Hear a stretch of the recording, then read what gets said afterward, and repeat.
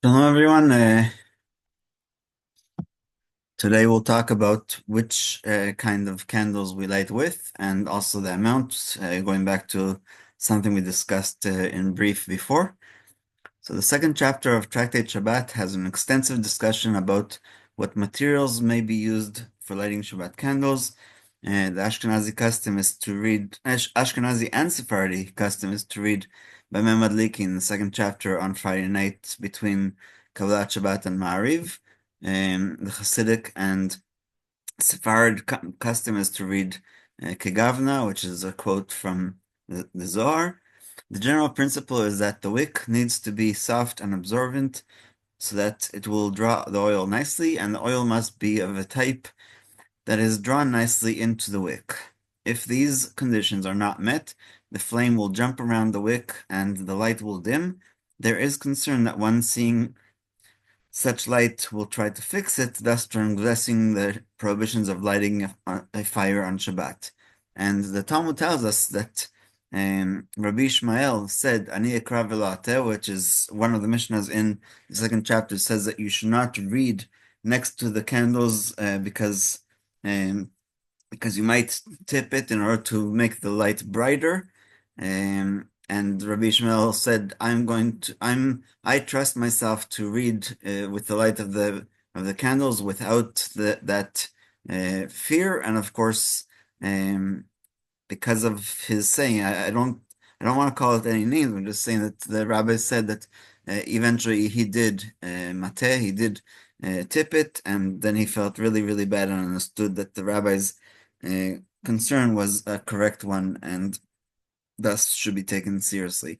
Also, just in general, sometimes the rabbis told us what the tam is for a takana, uh, but there's other reasons why. So when we get to the laws of Pesach, there's a lot of rabbis who say that even though today we don't sell grains in the open market like they used to, and there shouldn't be the fear of kitniot, there's other hidden reasons, and they just wanted to say one that would be acceptable for people to follow, but there's other reasons why it should still not be allowed. So same thing with the candle here, that if that's the reason they reveal that you shouldn't do it because you might want to grow the fire or make it brighter, then that just might be a one reason, but there's other reasons.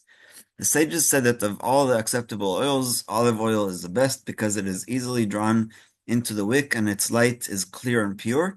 Today, most women light on paraffin or wax candles, whose light is stronger and more stable.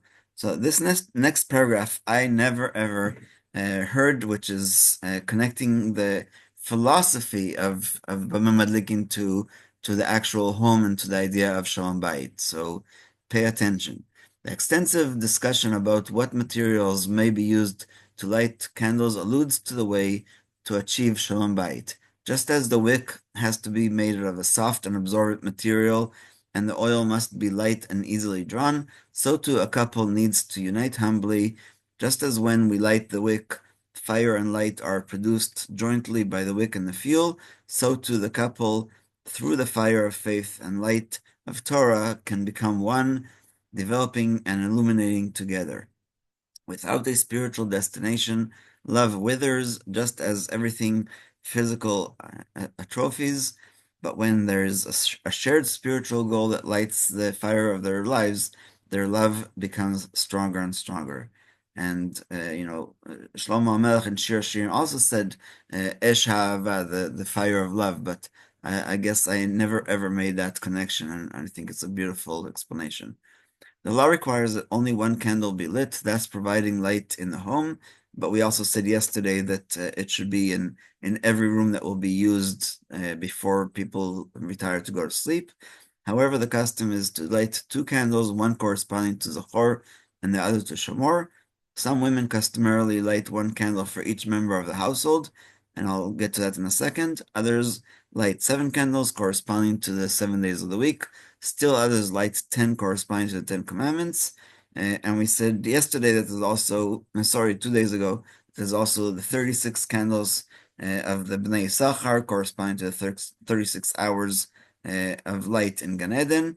and 702, which is mostly wicks, not candles, corresponding to the gematria of Shabbat. All these customs apply when a woman is in her own home, but if she is a visitor in someone else's home, the custom is that she lights just two candles, and so the hostess doesn't even have to ask, but they set an extra two for any of the women guests or families that are there. So back to the idea of each member of the household, the Mishnah Halachot mentions it that because in the old days, if you remember, I think even my mother was in the hospital for 5 or 6 days after I was born. That's how they used to do it. So most likely a woman missed Shabbat in the home and couldn't light the candles. So the question is, wouldn't that be just called an onus? But the Ramah says that when a woman misses lighting candles one Shabbat, she has to add one every other Shabbat afterwards. And there's a whole discussion because if the husband lights for her, then it also should be okay. And if she is at home actually, but she just can't move out of bed, like Mishnah Berurah suggests, then why can't we just bring it to her bed? The answer to that would be very simple, as we said yesterday, that we light where we eat, not where we sleep. And last but not least, there's a very positive way of looking at it, that it's not because of a woman missing lighting candles, God forbid, but because at the end of the Gemara of the second parak, it says that the woman who is careful with Lenorot Shabbat is merits to have Banim Chachamim, and so that's why we are adding light, because the light is also Kiner Mitzvah Torah, or that the light is comparable to the light of the Torah, and so that's why people added for one for each member of the family, and really it doesn't matter then if it's boys or girls, because we always want our kids, no matter what gender they are, to have that light of the Torah, and to add to the light of the Shalom Bayit that we just talked about. In the past, when homes were normally candlelit, adding more candles beautified Shabbat by increasing light in the home. Now the electric light is common. Adding candles does not increase beauty, and it is sufficient to light just the two candles corresponding to Zachor and Shamor. If a woman forgets to light candles 1 week, like we just said about from the Ramah, it is customary for her to add an extra candle every week as a penalty. However, this only applies if there was no light at all as a result of her omission.